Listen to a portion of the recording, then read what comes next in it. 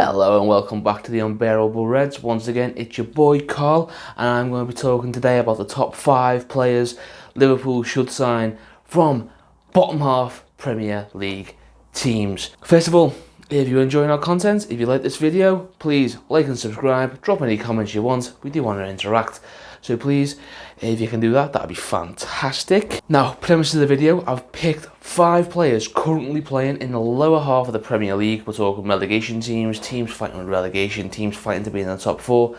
Basically picking the diamonds out of the turds that are those squads. Now, this list's in no particular order. It's just 5 players I think Liverpool should sign from the lower leagues, given the option to do so. So, let's get down to it. Number 5 is Todd Cantwell. Now, Liverpool have been linked with Cantwell, the young Norwich winger, since his sensational performance against Liverpool a few weeks ago in the Premier League. Now, I have done a video on Cantwell previously where I've gone in depth about his abilities, his skills, his tactical ability, his numbers, stuff like that. So if you want a more in-depth look at Todd Cantwell, that video will be linked in the description below. And just going to throw out there, I also made that video in early January, well before all the hype surrounding Todd Cantwell. Saw the player, saw what I liked, and I recommended him. So Jurgen, if you're looking for another scout or a data analyst, hit me up. So just to summarise, he's a young, tricky, pacey forward, and if he continues to develop at the rate he is, then he is going to be one of England's best forward options for years to come. I think it'll be important for that development to happen at Liverpool and to benefit Liverpool Football Club. The fee touted is 30 million for Todd Cantwell, which I also predicted in my earlier video, just saying. And I think it would be a shrewd deal, particularly when you look at the fees for the likes of Jadon Sancho, 130 million. Yeah, Jadon Sancho is a much superior player, but Todd Cantwell can be good enough for 30 million. And as far as I'm concerned, I've also made a video recommending Jadon Sancho. But if I had to pick between the two, I'd pick Todd Cantwell purely because I think bang for your buck, money that you're paying for a player and the return you're going to get on that money, I think Todd Cantwell will be better overall in that regard for Liverpool Football Club than Jadon Sancho would. Jadon Sancho is going to come into the club with big fee, big reputation, big expectations, and it is possible he could flop. There's a reason that he's gone to the Bundesliga, whether that's because, as I hope, because he wanted more game time, or whether as I fear, he feels he couldn't hack it in England. Now, would I be happy with Jadon Sancho? Absolutely, but I would prefer Todd Cantwell because he is far cheaper, similar player, hasn't got the ability yet, but put him in the best team in the world, Liverpool Football Club, and you could have a serious player on your hands for a number of years to come. Number 4 is Jack Grealish. That's right, Aston Villa's captain, the man with the fantastic hair and the ability to send Irishmen frothing at the mouth with just a mention of his name. The lad will be on the move this summer if Villa get relegated, and it's looking very likely unless they can turn things around in the next few weeks. He plays mostly wide left, which is where Sadio Mane and also Todd Cantwell play at the moment. But he can also play through the middle, which will satisfy we have no creativity through the middle. You know, we're the best team in the world without creativity through the middle. It's clearly not that big of a deal and patently untrue. But yeah, Jack Grealish can supply the creativity through the middle, and he can also play wide left, which is where he plays mostly for Aston Villa at the moment this season. He's with the Africa Cup of Nations coming up, we are going to be losing Mane, we are going to be losing Mo Salah, and we are going to be losing Naby Keita for the best part of 2 months.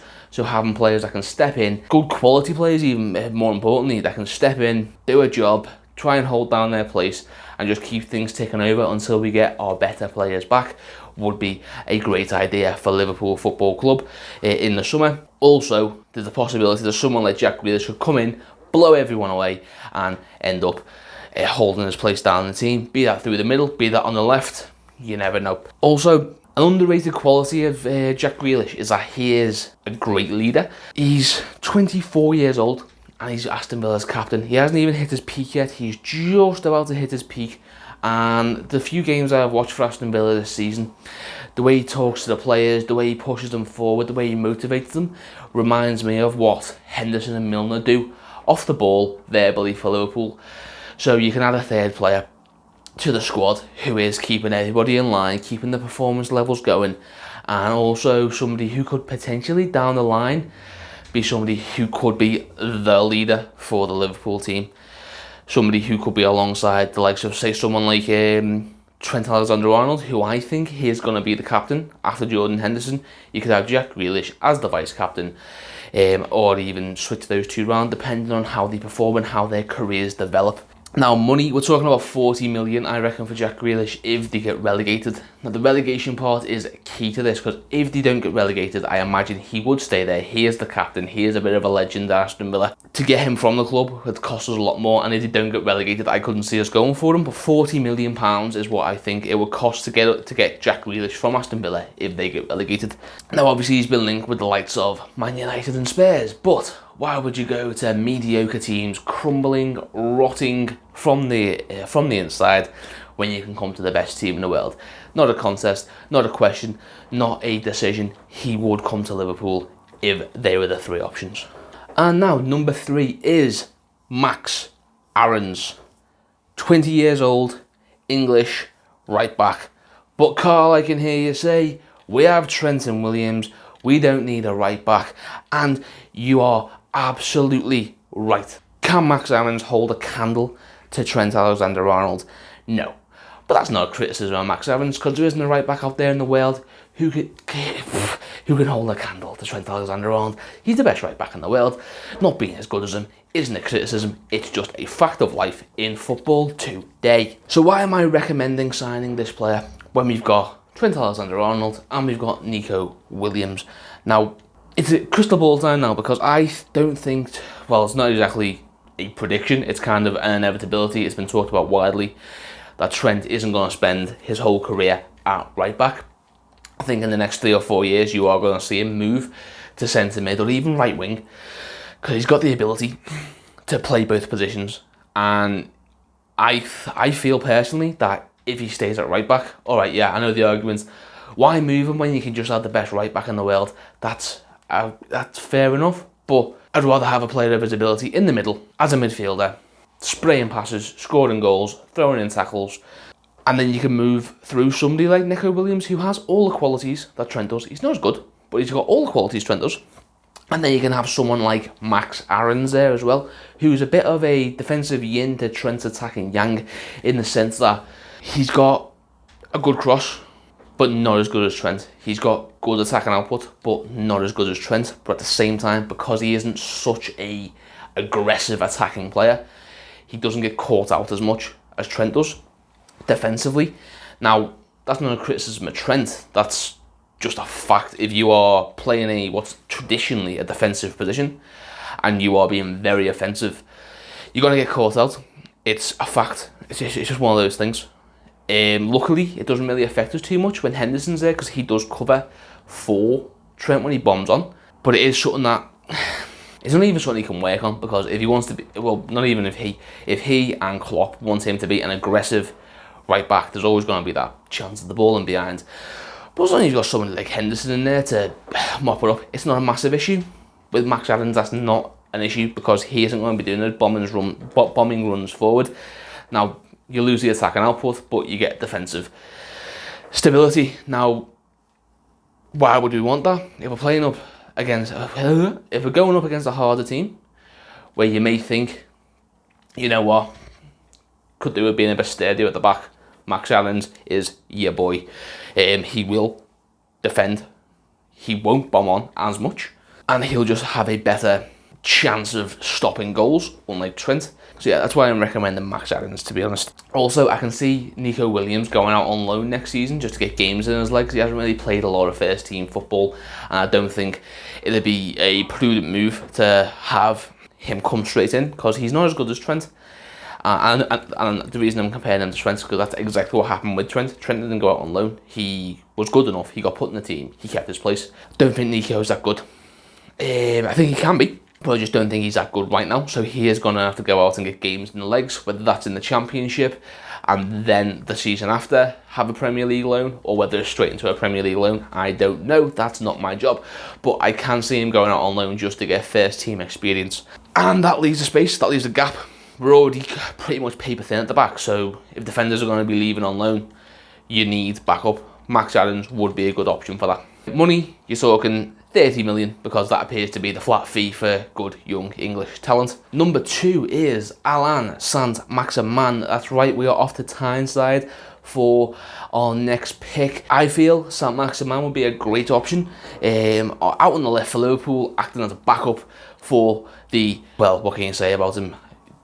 For Sadio Mane, the legend, the man, the myth, Sadio Mane. Even more important is the factor that the AFCON's going ahead in January 2021, which I think I mentioned earlier, and we won't have Mane for the best part of 2 months, which isn't an issue for Saint-Maximan because he is in fact French and therefore won't be leaving us. Maximan has become a bit of a cult hero at Newcastle.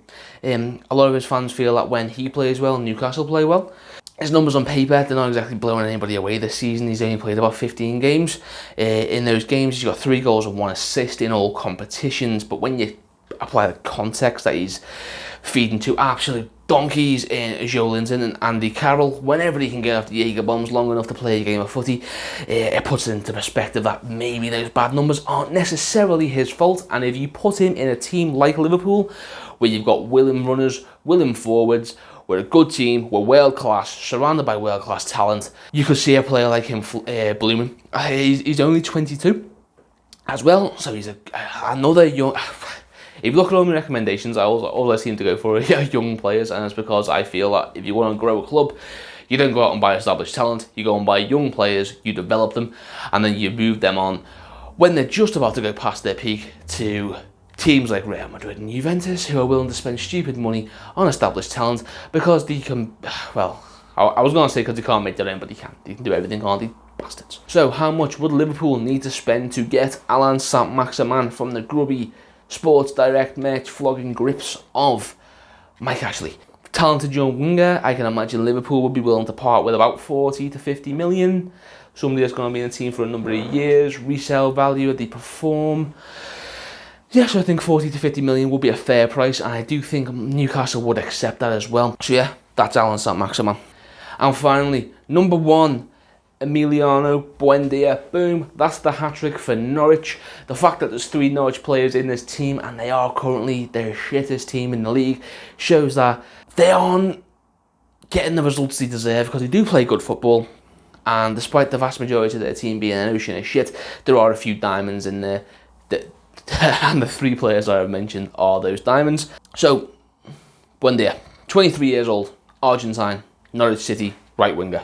He's having a good season so far, to be honest. He's not exactly setting the world alight, but he's got 7 assists in a relegation team. And, key fact, I know what you're thinking, oh, did he get those assists when Teemu Pukki was firing? No, he didn't get his first assist until after Teemu Pukki had dried up. Just a little word on Teemu Pukki. Ruined my fantasy team for weeks. He is just Yari Litmanen for wankers. Teemu Pukki, fuck you. Well, back to Buendia. Buendia is known for deadly attack and play, lethal crossing, and his defensive contributions, all of which would allow him to fit into our system relatively quickly, as he has the attributes. Now, that doesn't mean he's going to walk in and be a slide in like a hand into a glove, but what that means is he can come in, he'll know the ethos of the team, you work hard, yeah, you got slick attack and play, you press, you defend when you've got to defend, you attack when you've got to attack. Just do your fucking job, basically. Just do your job. That means it'll take him less time to get adjusted to how we do things at Liverpool, because he's got all the building blocks, it's just putting them together in the right order. Which is something I also think is important when you are building a squad. You can't just go and buy this player, that player. You need to buy players that have the attributes that fit into the system and ethos that you're trying to build. Emiliano Buendia is one of those players I would recommend. And once again, another key reason why I would sign a player like Emiliano Buendia is, I'm like a broken record, the AFCON. Mo Salah is going to the African Cup of Nations and the Olympics in August. So, we're going to be without our best forward. I know Sadio Mane is our best player, but for me, Salah's our best goal-scoring threat. That's how I feel. If you don't like it, fight me in the comments. And I feel like a player like Buendia, who is Argentine, who can come in, fill in for Salah whilst he's gone. Obviously, he is not going to be as good as Mohamed Salah. I don't think you're going to find somebody who is going to have his output, because Mohamed Salah is basically a freak player. You don't get players coming into clubs and just taking to it like he did very often. And so replacing him is going to be hard for the Africa Cup of Nations, but I do think somebody like Buendia would be able to do a decent job, and you never know, he could come in, fit into our system, do everything I said he wouldn't, which was be perfect from the start, score loads of goals, get loads of assists, and never look back. Money, I don't actually know, so I'm just going to throw 30 million out there, because that appears to be the fee everyone is touted at these days. £30 million, not as you're getting relegated, they'll need the money, he won't want to stay and play shit championship football, he can play for the best team in the world. Emiliano Buendia would be a Liverpool player if we wanted him to be.